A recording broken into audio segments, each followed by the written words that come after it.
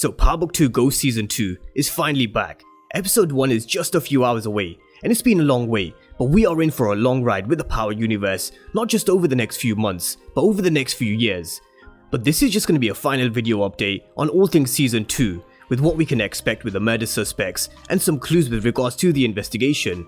We're going to be looking at Carrie, Zeke, Tariq and Lil Guap potentially being the murder suspects, and run through some interview comments which have revealed quite a few interesting details about relationships and connections between characters.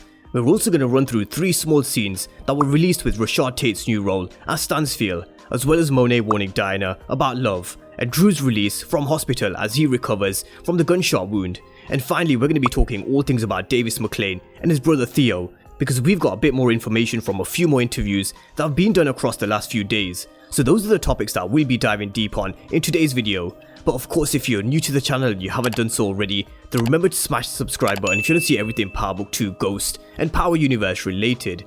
But Power's back, and this first episode, I really do think there's going to be a real fast pace to it, because there's a lot they need to catch up on with old and new storylines, old characters that will be returning such as Rashad Tate and 2-Bit as well, and new characters that need to be introduced such as Mecca and Kevin Whitman. So I really wouldn't be surprised if this episode is actually a bit longer than usual, because there is just so much that they need to cover in this premiere, which of course will set up the rest of the season. Now Paige, who plays Lauren, also teased that something is going to happen this season that not even the super Power fans will see coming, so I really do wonder what this twist is that not even the biggest Power fans will see coming. So drop all your predictions and thoughts on her comments down below. But let's talk about this scene between Tate and Carrie, which I don't know whether it's from episode 1 or not, but it seems like Rashad Tate's new office is at Stansfield, which was also Jabari's old office. Now Tate, he's going to be starting from the bottom after his gubernatorial loss, and he's going to find a position at Stansfield where he's going to try and get back up on his feet and back into politics, but it's going to take some brotherly advice from Kamal, which is what will push him into taking this role at Stansfield. And more interestingly, his brother Kamal is going to be brought in on the investigation at Stansfield as well. And with Tate now working there, it's going to be interesting to see how they connect all the dots.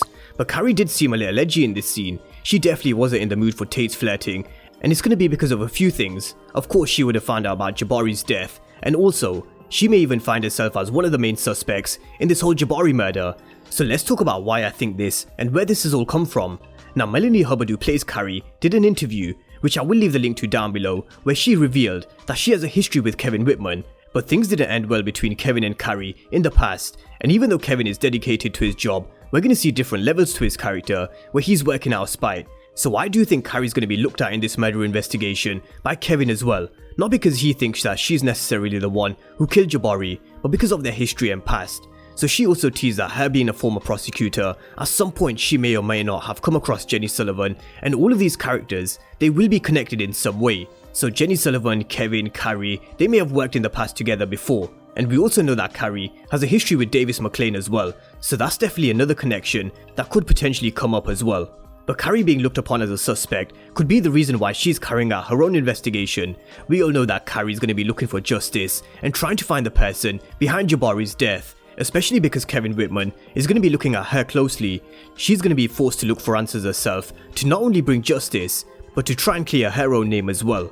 Now of course the other suspects are pretty simple there for all to see. Tariq is going to be one of them, Zeke could be another because we all know he's going to be taken in for questioning, and the other person who I eventually think will go down for the murder is Lil Guap. Now there were a few clues in the pictures behind Kevin Whitman where you could see the murder weapon, which Tariq seems to have left somewhere to be found, or even at the scene of the crime. We spoke about this during the Power Off season and how we could have kept the gun and used it later on to frame someone, but it doesn't seem like this is going to happen from this image. Now Barz's death seems to be up on the wall behind Kevin as well. We can see the pool and we can see his hand, which has the GTG tattoo, so they're going to be trying to connect the dots as to how there was a GTG murder on campus and then soon after a professor dies. This is why Lil Guap could be the perfect fall guy for both Kane and Tariq if they feel law enforcement are coming down on them.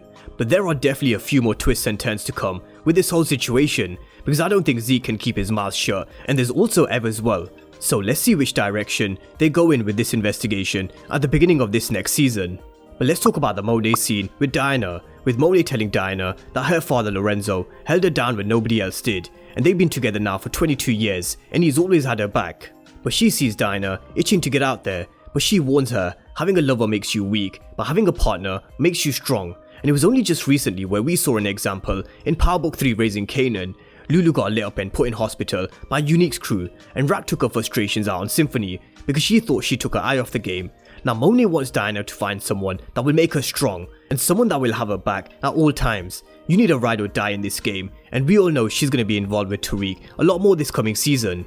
But Diana this season, she's going to be a bit more strategic in the way she moves. She's going to take on what Monet says, and she'll start to make her own decisions, as well as taking on what she learns from her relationship with Tariq as well.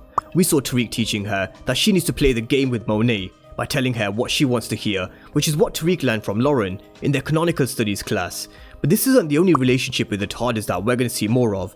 There was also a short clip with Drew and Monet as well, which was the aftermath of the scene where we saw in the trailer, which was Monet coming down the stairs with a gun. But it's only because Drew was in the kitchen. Now he's freshly out of hospital, but still recovering. He tells Monet to put a gun away because he doesn't fancy being shot again, and you can tell he's still recovering, and he's gonna hold Monet or Kane responsible for what happened to him because he feels as if he should have been protected and never put in that situation in the first place. But you could also argue he should never have stood up when Rico was lighting up their bar. There was literally no reason to stand up, and he probably needs to take some of the blame himself too. But he will definitely learn from this, that's for sure. But Drew recovering is what we're going to see at the beginning of the season, and as the season goes on, he's going to get more cold and he's going to become darker, that's for sure. But let's talk about Davis Maclean and Theo Rollins next, because he revealed in an interview that he'll be trying to get Theo out of prison, but he'll be trying to do it the legal and honest way. Now there's only one way he can do that. He has to do it the legal way. I just can't give away too much of what's going on, but Davis has to compromise in a sense to not just make sure no one finds out what the bigger plan is, but to also assure his brother that he's doing everything in his power to do right by him. And he also teased that we've seen his lawyer and ambitious side, but we haven't seen this side to him where he's dealing with his blood, his family, the nurturing side, the caring side. But most importantly, loyalty will be tested with the law when it comes to getting Theo out of prison. So we're about to see a whole new side to Davis Maclean and learn more about his backstory, about how he used to run the streets with his brother and what he took the rap for. Because Davis Maclean, he could have found himself in the same coloured jumpsuit as his brother Theo. And I do think this is why Davis Maclean has also chosen to work with Cooper Saxe, because he's going to prove more useful than just helping him with the whole Tariq St. Patrick situation. I do think he's taken on Saxe to help him get his brother out of prison as well. He asked Saxe to bring all the files that he had with him from his office. So I do think Maclean and Saxe will be working together on more than just Tariq. They'll be working on trying to release Theo from prison. But that's just a rundown on all the latest and everything you guys need to know before going into Season 2 of Power Book 2 Ghost, including the short teasers that they released over the last 2 days. So let me know your thoughts down below on Carrie potentially finding herself as one of the main suspects in the murder investigation, how Tate's gonna find himself working at Stansfield, and Monet's conversations with both Drew and Diana. Drop all your thoughts and predictions down below for episode 1, and I will be back with my review and recap for episode 1 as soon as the episode's finished. So of course, if you're new to the channel and you haven't done so already, then remember to smash the subscribe button if you want to see everything Power Book 2 Ghost and Power Universe related. And as always, thank you guys for watching, and I'll see you next time.